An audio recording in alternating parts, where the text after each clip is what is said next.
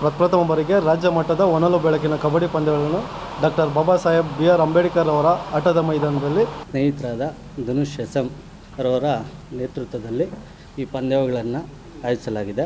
Same pro kabaddi ಥರನೇ ಮಾಡಬೇಕಂತ concept ಮಾಡ್ತಾಯಿದ್ದೀರಿ. ಅವ್ರು ಉಳ್ಕೊಳ್ಳೋದಕ್ಕೆ ರೂಮ್ಸು ಪ್ಲಸ್ ಊಟದ ವ್ಯವಸ್ಥೆ ಎಲ್ಲ ಮಾಡಿದ್ದೀರಿ. ವೀಕ್ಷಣೆ ಮಾಡುವಂತಹ ವೀಕ್ಷಕರಿಗೆ 3,000 ವ್ಯವಸ್ಥೆಗಳು ಮಾಡಿದ್ದಾರೆ. ಒಂದು ಒಳ್ಳೆ ಶೆಡ್ಡು, ಒಂದು ಮಳೆ ಬರಲಿ, ಒಂದು ಏನೇ ಇರಲಿ ಎಲ್ಲದಕ್ಕೂ ಕೂತ್ಕೊಳ್ಳೋ ಒಂದು ವ್ಯವಸ್ಥೆ ಮಾಡಿ 3 ಸ್ಟೇಟಿಂದನೂ ಬಂದು ಇಲ್ಲಿ ನಮ್ಮ ಸರ್ಜಾಪುರದಲ್ಲಿ 26ನೇ ತಾರೀಕು, 25, 26ನೇ ತಾರೀಕು ಆಟವನ್ನು ಆಡ್ತಾರೆ.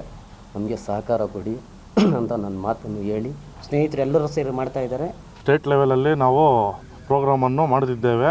ಎರಡೂ ಆನೇಕಲ್ ತಾಲೂಕಿನ ಜನತೆಗಳು ಬಂದು ಇಡೀ ಆನೇಕಲ್ ತಾಲೂಕಿನ ಜನತೆಗೆ ಯಾವುದೇ ಪಕ್ಷದ ಇಲ್ಲದ ಎಲ್ಲ ಒಗ್ಗಟ್ಟಾಗಿ ನಮ್ಮ ಸರ್ಜಾಪುರದ ಎಲ್ಲ ಜನತೆ ಮತ್ತು ಕ್ರೀಡಾಪಟುಗಳು ಸಹಕಾರ ಕೊಡಬೇಕಾಗಿ.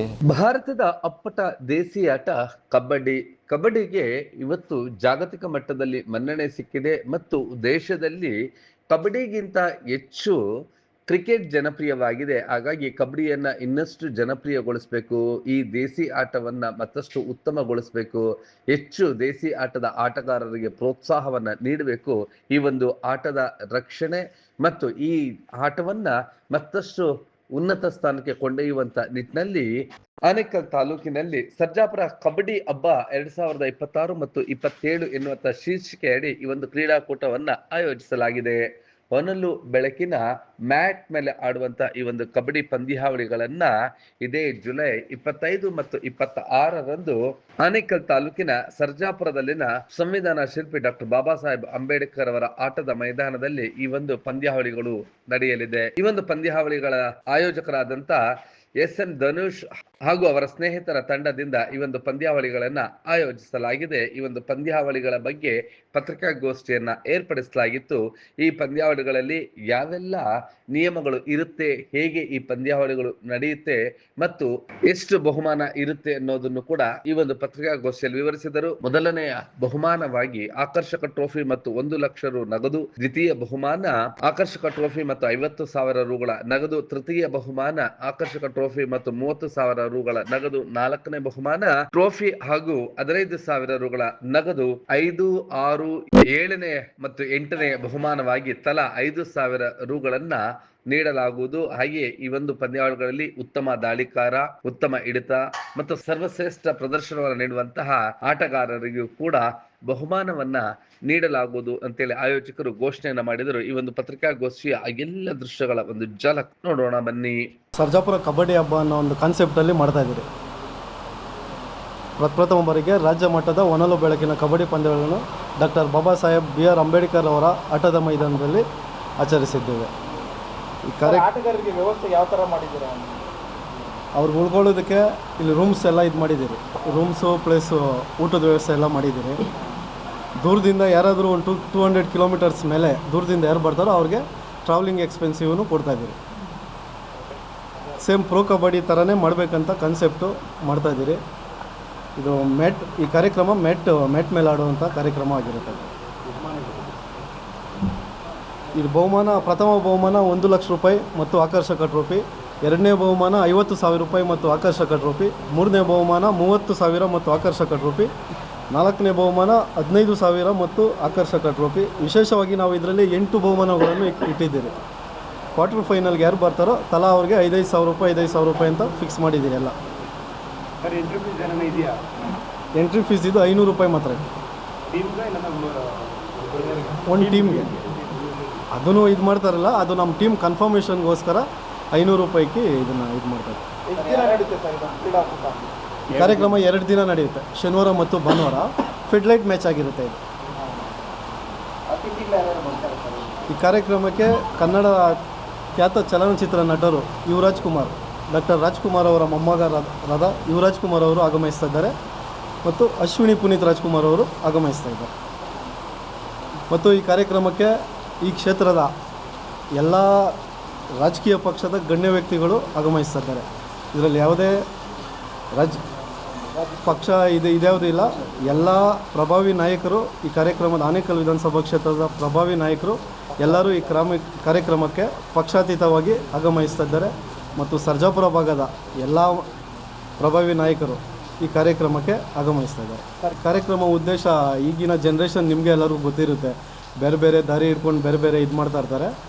ಒಂದು ಕ್ರೀಡಾ ಮನೋಭಾವವನ್ನು ಹೆಚ್ಚಿಸಬೇಕು ಮತ್ತು ನಮ್ಮ ತಾಲೂಕಲ್ಲಿ ಪ್ಲಸ್ ನಮ್ಮ ಹೋಬಳಿದಲ್ಲಿ ಅನೇಕ ಕಬಡ್ಡಿ ಕ್ರೀಡಾಪಟುಗಳಿದ್ದಾರೆ. ಅವ್ರಿಗೆ ಪ್ರೋತ್ಸಾಹ ನೀಡುವ ನಿಟ್ಟಿನಲ್ಲಿ ಈ ಕಾರ್ಯಕ್ರಮವನ್ನು ಆಯೋಜನೆ ಮಾಡಿದ್ದಾರೆ. ಸರ್, ಸ್ಥಳೀಯ ಪ್ರತಿಭೆಗಳಿಗೆ ಯಾವ ಥರ ಅವಕಾಶ ಕೊಡ್ತೀರಾ? ಈ ಕಾರ್ಯಕ್ರಮದಲ್ಲಿ ನಮ್ಮ ಫಸ್ಟ್ ಪ್ರಿಫರೆನ್ಸೇ ಸ್ಥಳೀಯರಿಗೆ ಮಾತ್ರ, ಸ್ಥಳೀಯರಿಗೆ, ಆಮೇಲೆ ಔಟ್ಸೈಡ್ ಅವ್ರಿಗೆ. ಔಟ್ಸೈಡ್ ಅವ್ರು ಏನಕ್ಕೆ ಬರಬೇಕು ಅನ್ನೋದು ನಮ್ಮ ಉದ್ದೇಶ. ಅಂದರೆ ಔಟ್ಸೈಡಲ್ಲಿ ಜಾಸ್ತಿ ಔಟ್ಸೈಡ್ ಅವರು ಜಾಸ್ತಿ ಟೀಮ್ಗಳು ಕ್ಲಬ್ಬು ಅಲ್ಲಿ ಇಲ್ಲಿ ಎಲ್ಲ ಆಡಿರ್ತಾರೆ. ಅವ್ರ ಹತ್ರ ಈ ಸ್ಕಿಲ್ಸು, ಈ ಕಬಡ್ಡಿ ಸ್ಕಿಲ್ಸು ಜಾಸ್ತಿ ಇದೆ. ಅದನ್ನು ನೋಡಿಕೊಂಡು ಸ್ಥಳೀಯರಿಗೆ ಅದು ಅನುಕೂಲವಾಗಲಿ ಅಂದ್ಬಿಟ್ಟು ಈ ಕಾರ್ಯಕ್ರಮ ಆಯೋಜನೆ ಮಾಡ್ತಾರೆ. ನವೆಂಬರಿಗೆ ನಮ್ಮ ಸರ್ಜಾಪುರದಲ್ಲಿ ಕಬಡ್ಡಿ ಪಂದ್ಯಾವಳಿಗಳನ್ನು ಆಯೋಜಿಸಲಾಗಿದ್ದು, ನಮ್ಮ ಸ್ನೇಹಿತರಾದ ಧನುಷ್ ಎಸ್.ಎಂ ರವರ ನೇತೃತ್ವದಲ್ಲಿ ಈ ಪಂದ್ಯಾವಳಿಗಳನ್ನು ಆಯೋಜಿಸಲಾಗಿದೆ. ಈ ಪಂದ್ಯಾವಳಿಗಳಲ್ಲಿ ಏನು ಕ್ರೀಡಾಪಟುಗಳು ರಿಜಿಸ್ಟ್ರೇಷನ್ ಹೇಗಿರುತ್ತೆ ಅಂದರೆ, ನಮ್ಮದು ಸ್ಕ್ಯಾನರು ಆಲ್ರೆಡಿ ಅವ್ರಿಗೆಲ್ಲ ಶೇರ್ ಮಾಡಲಾಗಿದೆ. ಆ ಸ್ಕ್ಯಾನರ್ಗೆ ಅವರು ಫೋನ್ಪೇ ಮುಖಾಂತರ ಇಲ್ಲ ಗೂಗಲ್ ಪೇ ಮುಖಾಂತರ ಆ ಸ್ಕ್ಯಾನರ್ಗೆ 501 ರೂಪಾಯಿಯನ್ನು ನೀಡಿ ಅವರ ಹೆಸರನ್ನು ನೋಂದಾಯಿಸ್ಕೊಳ್ಬೇಕಾಗಿ ಕೇಳ್ಕೊಳ್ತಾ ಇದ್ದೀವಿ. ಮೊದಲ ಆದ್ಯತೆ 30 ಟೀಮಿಗೆ ಮಾತ್ರ ಇರುತ್ತೆ.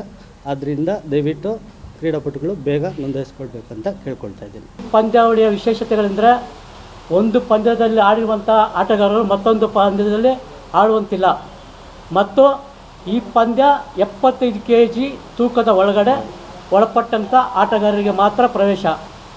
ಆಮೇಲೆ ಅಂತಿಮ ತೀರ್ಮಾನವೇ ಯಾರ್ದು ಜಡ್ಜ್ ತೀರ್ಪುಗಾರ ಅಂತಿಮ ತೀರ್ಪಾಗಿರ್ತದೆ. ಯಾವುದೇ ರೀತಿಯ ಗೊಂದಲ ಇರೋದಿಲ್ಲ. ಸುಮಾರು 3000 ಆಸನಗಳು, ಅಂದರೆ ಬರುವಂತಹ ವೀಕ್ಷಣೆ ಮಾಡುವಂತಹ ವೀಕ್ಷಕರಿಗೆ 3000 ಆಸನಗಳು ಅಲ್ವಾ, 3000 ಆಸನ ವ್ಯವಸ್ಥೆಗಳು ಮಾಡಿದ್ದಾರೆ. ಅದೇ ರೀತಿ ಎಲ್ಲ ತಂಡಕ್ಕೆ ಊಟದ ವ್ಯವಸ್ಥೆ, ರೂಮದ ವ್ಯವಸ್ಥೆ ಎಲ್ಲ ವ್ಯವಸ್ಥಿತವಾಗಿ ಇದೆ.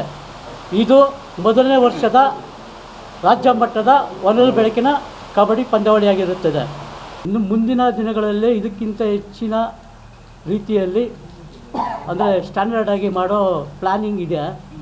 ಎಲ್ಲ ನಮ್ಮ ಸ್ನೇಹಿತರು ಮತ್ತು ಧನುಷ್ ಅವರು ಸ್ನೇಹಿತರೆಲ್ಲ ಸೇರಿಕೊಂಡು ಇದನ್ನು ಮುಂದಿನ ದಿನಗಳಲ್ಲಿ ಇನ್ನೂ ಹೆಚ್ಚಿನ ರೀತಿಯಲ್ಲಿ ಜನ ಮೆಚ್ಚುವಂಥ ಕ್ರೀಡಾಪಟುಗಳು ಹೆಚ್ಚೆಚ್ಚಾಗಿ ಬರುವಂಥ ರೀತಿಯಲ್ಲಿ ಆ ರೀತಿಯಲ್ಲಿ ನಾವು ಎಲ್ಲ ಮಾಡುವ ವ್ಯವಸ್ಥೆಗಳು ಪ್ಲಾನಿಂಗ್ ಮಾಡ್ಕೊಂಡಿದ್ದೀವಿ. ಮತ್ತು ಇದರಲ್ಲಿ ಬೇರೆ ಬೇರೆ ವಿಚಾರ ಏನೂ ಇಲ್ಲ. ಇದರಲ್ಲಿ ಯಾರ್ದೂ ಬೇರೆ ಇಂಟೆನ್ಷನ್ ಇಲ್ಲ. ಎಲ್ಲ ಒಂದು ಊರಿಗೆ ಸೇರಿಸಿ, ಎಲ್ಲ ನಮ್ಮ ತಾಲೂಕು ಸೇರಿಸಿ ಎಲ್ಲ ಎಷ್ಟು ಜನ ಬರ್ತಾರೆ ಈಚೆಯಿಂದ ಬಂದ್ರೂ ಎಲ್ಲರಿಗೂ ಒಂದು ಊಟದ ವ್ಯವಸ್ಥೆ, ಎಲ್ಲರಿಗೂ ಒಂದು ಒಳ್ಳೆ ಶೆಡ್ಡು, ಒಂದು ಮಳೆ ಬರಲಿ, ಒಂದು ಏನೇ ಇರಲಿ ಎಲ್ಲದಕ್ಕೂ ಕೂತ್ಕೊಳ್ಳೋ ಒಂದು ವ್ಯವಸ್ಥೆ ಮಾಡಿ, ಮತ್ತು ಒಂದು ಊಟದ ವ್ಯವಸ್ಥೆ, ರೂಮ್ ವ್ಯವಸ್ಥೆ, ಒಂದು ಈ ಹಬ್ಬವನ್ನು ಯಶಸ್ವಿಗೊಳಿಸಬೇಕು. ಎಲ್ಲರೂ ಕೋರ್ಕೊಳ್ಳೋದು, ಎಲ್ಲರೂ ಬಂದು ಈ ಒಂದು ಕಾರ್ಯಕ್ರಮವನ್ನು ಯಶಸ್ವಿ ಮಾಡಬೇಕು. ನಮ್ಮ ಆನೇಕಲ್ ತಾಲೂಕಿನಲ್ಲಿ ಭಾಳಷ್ಟು ಕಬಡ್ಡಿ ಆಟಗಾರರಿದ್ದಾರೆ. ಅವರಿಗೆ ಅವಕಾಶಗಳು ಸಿಗ್ತಾ ಇಲ್ಲ. ಆನೇಕಲ್ ತಾಲೂಕಲ್ಲಿ ಭಾಳಷ್ಟು ಕಬಡ್ಡಿ ಪ್ಲೇಯರ್ಗಳಿಗೆ ಅವಕಾಶ ಸಿಗಬೇಕು. ರಾಷ್ಟ್ರ ಮಟ್ಟದಲ್ಲಿ ನಮ್ಮ ತಾಲೂಕಿನ ಆಟಗಾರರು ಗುರುತಿಸ್ಕೋಬೇಕು ಅನ್ನೋ ಉದ್ದೇಶದಿಂದ ಈ ಒಂದು ಕಬಡ್ಡಿ ಪಂದ್ಯಾವಳಿಗಳನ್ನು ಆಯೋಜನೆ ಮಾಡಿರೋಂಥದ್ದು. ಸುಮಾರು ಯಾವುದೇ ರೀತಿ ಆಟಗಾರರಿಗೆ ತೊಂದರೆ ಆಗಬಾರ್ದು ಅನ್ನೋದೊಂದು ಉದ್ದೇಶದಿಂದ ಸಾಕಷ್ಟು ಆಸನಗಳು ಕೂಡ ವ್ಯವಸ್ಥೆ ಆಗಿದೆ. ಸುಮಾರು 3000 ಆಸನಗಳು ವ್ಯವಸ್ಥೆ ಆಗಿದೆ. ಜೊತೆಗೆ ಅವರಿಗೆ ಉಳ್ಕೊಳ್ಳೋದಕ್ಕೆ ಅಕಾಮಿಡೇಷನ್ ಆಗಿರ್ಬೋದು. ಎಲ್ಲ ಆಟಗಾರರು ಸುಮಾರು 3 ಸ್ಟೇಟಿಂದ ಬರ್ತಾರೆ. ಕರ್ನಾಟಕ, ತಮಿಳುನಾಡು, ಆಂಧ್ರ 3 ಸ್ಟೇಟಿಂದನೂ ಬಂದು ಇಲ್ಲಿ ನಮ್ಮ ಸರ್ಜಾಪುರದಲ್ಲಿ 26ನೇ ತಾರೀಕು, 25, 26ನೇ ತಾರೀಕು ಆಟವನ್ನು ಆಡ್ತಾರೆ. ಜೊತೆಗೆ ಅವ್ರನ್ನ ಕರೆಸೋ ಉದ್ದೇಶ ಏನಪ್ಪ ಅಂತಂತಂದರೆ, ರಾಷ್ಟ್ರ ಮಟ್ಟದಲ್ಲಿ ಆಡಿರೋರ್ಗೂ ಭಾಳಷ್ಟು ಸ್ಕಿಲ್ಲನ್ನು ಇರ್ತೈತೆ. ಅದನ್ನು ನಮ್ಮ ಆಟಗಾರರು ನೋಡಿ ಕಲಿತು ಬೆಳೆಯೋ ಉದ್ದೇಶ ಅಷ್ಟೇ. ಕಬಡ್ಡಿಯಲ್ಲಿ ನಮ್ಮ ತಾಲೂಕಲ್ಲಿ ಬೆಳೆಯೋ ಉದ್ದೇಶ. ಈ ರೀತಿಯಾಗಿ ಹೆಚ್ಚಿನ ಸಂಖ್ಯೆಯಲ್ಲಿ ಬಂದು ಭಾಗವಹಿಸಿ ಎಲ್ಲ ಈ ಒಂದು ಕಬಡ್ಡಿ ಪಂದ್ಯಾವಳಿಗಳನ್ನು ಯಶಸ್ವಿಗೊಳಿಸಬೇಕಾಗಿ ತಮ್ಮ ಧನುಷ್ ನೇತೃತ್ವದಲ್ಲಿ ನಾವು ಆಚರಿಸ್ತಾ ಇದ್ದೀವಿ. ಎಲ್ಲರೂ ಆಗಮಿಸಿ ನಮಗೆ ಸಹಕಾರ ಕೊಡಿ ಅಂತ ನನ್ನ ಮಾತನ್ನು ಹೇಳಿ ಮುಗಿಸ್ತೀನಿ. ಜೈ ಹಿಂದ್, ಜೈ ಕರ್ನಾಟಕ. 25 ಮತ್ತು 26ನೇ ತಾರೀಕು ನಮ್ಮ ಆನೇಕಲ್ ತಾಲೂಕಿನ ಸರ್ಜಾಪುರ ಹೋಬಳಿಯ ಡಾಕ್ಟರ್ BR ಅಂಬೇಡ್ಕರ್ ಮೈದಾನದಲ್ಲಿ ಕಬಡ್ಡಿ ಹಬ್ಬ ಅಂತ ಕಾರ್ಯಕ್ರಮವನ್ನು ನಮ್ಮ ಧನುಷಣ್ಣ ಹಾಗೂ ಸ್ನೇಹಿತರು ಎಲ್ಲರೂ ಸೇರಿ ಮಾಡ್ತಾ ಇದ್ದಾರೆ. ದಯವಿಟ್ಟು ಈ ಒಂದು ಕಾರ್ಯಕ್ರಮಕ್ಕೆ ಎಲ್ಲರೂ ಸಾರ್ವಜನಿಕರು ಹಾಗೂ ಸುತ್ತಮುತ್ತಲಿನ ಗ್ರಾಮಸ್ಥರು, ಮೊದಲನೇದಾಗಿ ಸ್ಥಳೀಯ ಆಟಗಾರರು ಈ ಒಂದು ಟೂರ್ನಿಯಲ್ಲಿ ಭಾಗವಹಿಸಿ ಈ ಒಂದು ಕಬಡ್ಡಿ ಹಬ್ಬವನ್ನು ಯಶಸ್ವಿಯಾಗಿ ಮಾಡಿಕೊಡ್ಬೇಕಾಗಿ ತಮ್ಮಲ್ಲಿ ಕೇಳ್ಕೊತಾ ಇದ್ದೀವಿ. ಹಾಗೆ ಇಲ್ಲಿ ಬರುವಂಥ ಎಲ್ಲ ತಂಡಗಳು ದಯವಿಟ್ಟು ಹುಷಾರಾಗಿ ಆಟವನ್ನು ಆಡಬೇಕು. ಯಾಕಂತೇಳಿ ನಾವೇ ಕಪ್ಪು ಅಂತ ಗೆಲ್ಲಬೇಕು, ನಾವೇ ಮೊದಲನೇ ಬಹುಮಾನ ಎರಡನೇ ಬಹುಮಾನ ಅಂತ ಗೆಲ್ಲಬೇಕಂತೇಳಿ ತುಂಬ ಜನ ಆಟಗಾರರು ತಮ್ಮ ಜೀವನವನ್ನೇ ಹಾಳು ಮಾಡ್ಕೊಂಡಿದ್ದಾರೆ. ದಯವಿಟ್ಟು ಇಲ್ಲಿ ಬಂದು ಮನೋರಂಜನೆಗಾಗಿ ಈ ಒಂದು ಪ್ರೋ ಕಬಡ್ಡಿ ಮಾದರಿಯಲ್ಲಿ ಈ ಒಂದು ಕಬಡ್ಡಿಯನ್ನು ಆಯೋಜನೆ ಮಾಡಿರ್ತಾರೆ. ಎಲ್ಲರೂ ಬಂದು ಮನೋರಂಜನೆಗಾಗಿ ಈ ಒಂದು ಕ್ರೀಡೆಯಲ್ಲಿ ಭಾಗವಹಿಸಿ ಕಾರ್ಯಕ್ರಮನ ಯಶಸ್ವಿ ಮಾಡಬೇಕಂತೇಳಿ ಈ ಮೂಲಕ ಕೇಳ್ಕೊತಾ ಇದ್ದೀವಿ. ಬರೋಂಥ ಎಲ್ಲ ಆಟಗಾರರಿಗೂ ವಸತಿ ಹಾಗೂ ಊಟದ ವ್ಯವಸ್ಥೆನ ಎರಡು ದಿನಗಳ ಕಾಲನ್ನು ನಮ್ಮ ಆಯೋಜಕರಾದಂಥ ಧನುಷಣ್ಣ ಮತ್ತು ಸ್ನೇಹಿತರು ಆಯೋಜನೆ ಮಾಡಿರ್ತಾರೆ. ತಿಂಗಳು 25-26 ಸರ್ಜಾಪುರ ಕಬಡ್ಡಿ ಹಬ್ಬ ಮೊದಲನೇ ವರ್ಷದ ರಾಜ್ಯ ಮಟ್ಟದ ಹೊನಲು ಬೆಳಕಿನ ಕಬಡ್ಡಿ ಪಂದ್ಯಾವಳಿ ಸ್ಟೇಟ್ ಲೆವೆಲಲ್ಲಿ ನಾವು ಪ್ರೋಗ್ರಾಮನ್ನು ಮಾಡುತ್ತಿದ್ದೇವೆ. ನಮ್ಮ ಧನುಷ್ ಆಮೇಲೆ ಮತ್ತು ನಮ್ಮ ಸ್ನೇಹಿತರ ತಂಡದಿಂದ ಆಯೋಜನೆ ಆಗಿದೆ. ರಾಜ್ಯ ಮಟ್ಟದ ಪ್ರಥಮ ಬಾರಿಗೆ ಈ ಕಬಡ್ಡಿ ಹಬ್ಬವನ್ನು ಏನೋ ಒಂದು ಇವಾಗ ಹೊನಲು ಬೆಳಕಿನ ಕಬಡ್ಡಿ ಪಂದ್ಯಾವಳಿ ಎಂದು ಮಾಡುತ್ತಿದ್ದೇವೆ. ಎಲ್ಲ ಕ್ರೀಡಾಪಟುಗಳು ಬಂದು ಆಗಮಿಸಿ ಒಳ್ಳೆಯ ರೀತಿಯಲ್ಲಿ ಆಡಬೇಕೆಂದು ನಮ್ಮಲ್ಲಿ ಮನವಿ. ಮತ್ತು ನಮ್ಮ ಮೋಟಿವ್ ಏನೆಂದರೆ ನಮ್ಮ ಟೀಮು ನಮ್ಮ ತಾಲೂಕಿನಲ್ಲಿ ತುಂಬ ಕ್ರೀಡಾಪಟುಗಳು ಇದ್ದಾರೆ, ಅವರಿಗೆ ಅವಕಾಶ ಸಿಗುತ್ತಿಲ್ಲ. ಅದೊಂದು ಮೋಟಿವ್ ಇಟ್ಕೊಂಡು ನಮ್ಮ ಸ್ಪೋರ್ಟ್ಸ್ ಒಂದು ಸ್ಪಿರಿಟ್ಟು ನಮ್ಮ ಈಗಿನ ಜನ್ರೇಷನಲ್ಲಿ ಆ ಸ್ಪಿರಿಟ್ ಹಾಳಾಗ್ತಿದೆ. ಅದೊಂದು ಮತ್ತೆ ಆ ಕಂಬ್ಯಾಕ್ ಮಾಡುವಲ್ಲಿ ನಾವು ಮೋಟಿವೇಶನ್ ಮಾಡುವಲ್ಲಿ ಇದೊಂದು ಕಾರ್ಯಕ್ರಮವನ್ನು ಮಾಡುತ್ತಿದ್ದೇವೆ. ಈ ಸರ್ಜಾಪುರ ಕಬಡ್ಡಿ ಹಬ್ಬ ಅಂತ 2026-2027ನೇ ಸಾಲಿನ ಮೊದಲನೇ ವರ್ಷದ ರಾಜ್ಯ ಮಟ್ಟದ ಕಬಡ್ಡಿ ಪಂದ್ಯಾವಳಿಗಳನ್ನು ಆಯೋಜಿಸಿದ್ದೇವೆ. ಎಲ್ಲರೂ ಆನೇಕಲ್ ತಾಲೂಕಿನ ಜನತೆಗಳು ಬಂದು ನಮಗೆ ಒಳ್ಳೆಯ ರೀತಿಯಲ್ಲಿ ಪ್ರೋತ್ಸಾಹ ಕೊಟ್ಟು ಅದಾದ ನಂತರ ಏನು ಸ್ಪೋರ್ಟ್ಸ್ ಆಡೋದಕ್ಕೆ ಅಂತ ಯಾರು ಬರ್ತಿದ್ದಾರೋ ಕಬಡ್ಡಿ ಪಟುಗಳು ಬಂದು ಒಳ್ಳೆಯ ರೀತಿಯಲ್ಲಿ ಈ ಅವಕಾಶನ ಬಳಸ್ಕೊಂಡು ಆಟನ ಚೆನ್ನಾಗಾಡಿ ಇದೇ ಸರ್ಜಾಪುರ ಕಬಡ್ಡಿ ಹಬ್ಬವನ್ನು ಮೊದಲನೇ ವರ್ಷದ ಹೊನಲು ಬೆಳಕಿನ ಪಂದ್ಯಾವಳಿ ಕಬಡ್ಡಿ ಆಯೋಜಿಸಲಾಗಿದೆ.